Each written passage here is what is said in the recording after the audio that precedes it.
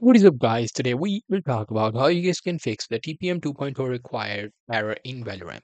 Well, fixing it is pretty simple. For that, as you guys can see, I'm on my desktop. Here, you just have to simply go to the search and search for run. The searching for run will bring up these options. Here, simply search for tpm.msc. Now, after searching for that, you will see this item popped up, and here, as you can see, your TPM is ready to use. Now, this is a security feature. However, if it is not there, that TPM is not ready for use, if you can't find it here, you have to enable it. In order to enable it, you just have to do this in the BIOS. So the process for that is pretty simple. You just have to restart your computer and press the delete key F12 or F2, totally depends upon your motherboard. And you will see your BIOS. In your BIOS, you just have to go to boot options. In the boot options, go to secure boot and just enable it.